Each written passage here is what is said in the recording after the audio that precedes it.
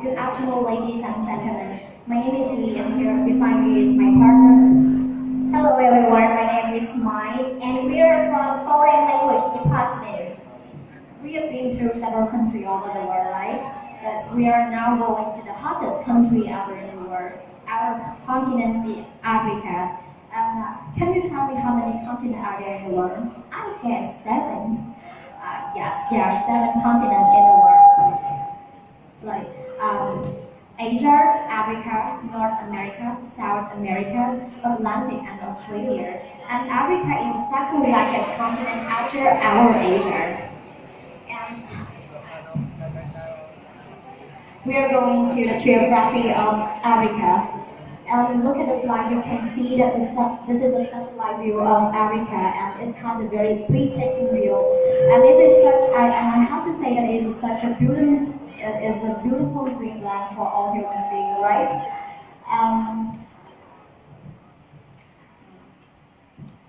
And let's turn to the African side. It is the second largest continent on the earth. Look at this picture, you can see how big it is. Turn to the body of the water. Africa is truly a promised land that God given to human because it contains more water and sunlight than anywhere in the world. It is bounded by Atlantic Ocean on the west, Indian Ocean on the east, and Mediterranean Sea on the north, and also the Pacific Oceans on the south. Yeah, and since Africa is surrounded by lots of big oceans, that it enhances the two biggest rivers in the world.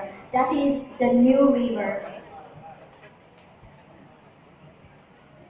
It is the longest river in the world, and it also plays a very great part in forming the society in Africa, like culture, tradition, and as well as religions. And the next one is the Congo River, which cover 92% of this continent surface.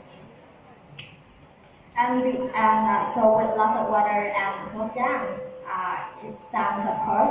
And Africa has, since Africa is the nearest place with the equator, that it has a very large square of desert. And especially Sahara Desert is the biggest desert in the world. And it has a numerous number of plants and animals. And besides many advantages listed above, Africa also owns a diverse of natural resources like oil, gold, and diamond. And when mentioning diamond, the ancient Rome believed that diamonds were tears cried by the god or splinter from falling star. And you know that indeed it is 100 miles below the ground, and it was carried to the Earth's surface by volcanic eruptions. And leading country in this field is the Democratic Republic of Congo, and producing not only in the country but also all over the world 20 carats each year. And that one was a piece of diamond called cullinan. This is the biggest diamond in the world, weighed up to over 600,000 grams. And you know where is it at the moment? It is in the Queen Elizabeth Road. It's very beautiful. Yeah, I guess beautiful too. So well, you see that Africa, as we just went through, is the wealthy continent. So how about the people there? Are they in hurries? The natural treasures. Let's have a look around. Let's turn to the traditional African society. Well, I have to say that African language is so diverse that they have more than 1,000 languages among the country. So that is the reason why it is very difficult for them to have the common handwriting. And here you can see, it is the popular divisions of classes in Africa.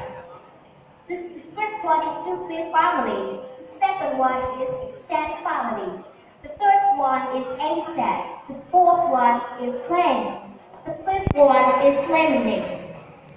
And this is the picture of a traditional families in Sub-Sahara. They often have 4 children. in the families, and it has really caused many problems to the nation's economy. Yeah, I agree so. And the evolution of clothing in Africa is hard to trace because of the lack of historical evidence.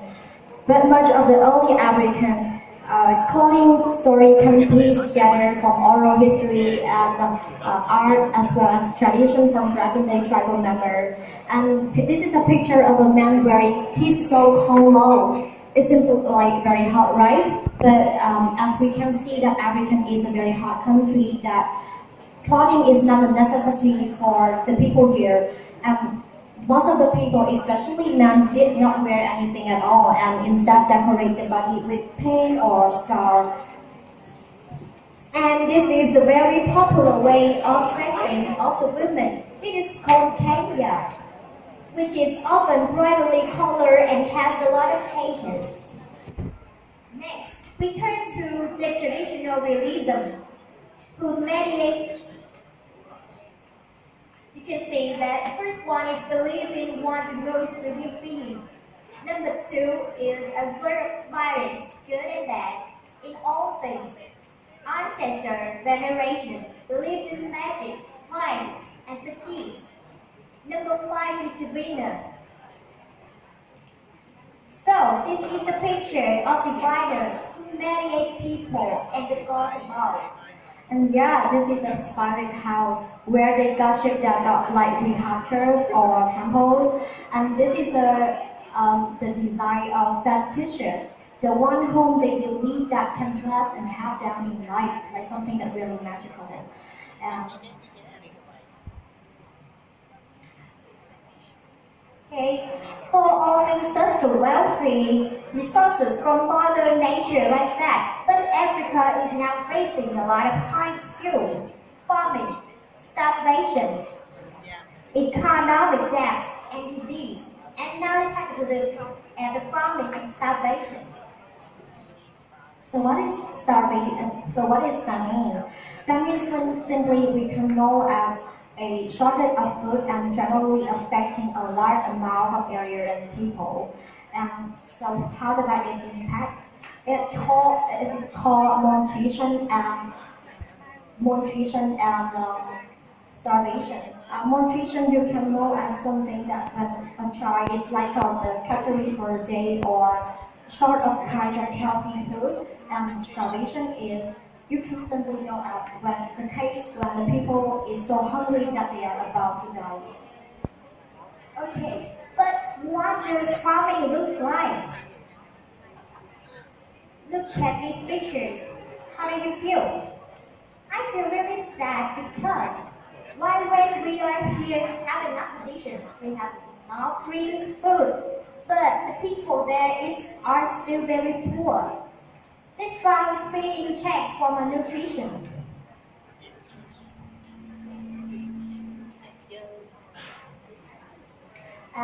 You know that famine is not a natural disease, right? It can be treatable and preventable, but there is two main causes: starvation and famine nowadays still exist. The very first one is human cause in famine, and there you can see you can look at the slide and see that there is two reasons, but the one that worth mentioning among is war and civil wars.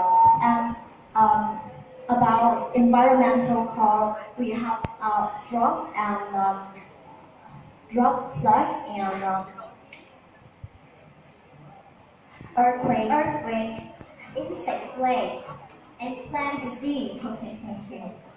Let's turn to the next problem. So, who is the most at risk to die during a famine? The first one is mostly children under 2. Then we have young children and adolescents, pregnant or nursing mothers, elderly, and chronically ill. So, what's being done about it? Organizations like Doctors Without Borders, the UN, the UNICEF, WHO, and other countries are working to relieve famines in Africa. And here's a picture as well as an example of Doctor Without Borders. they are like volunteers, like working in Africa.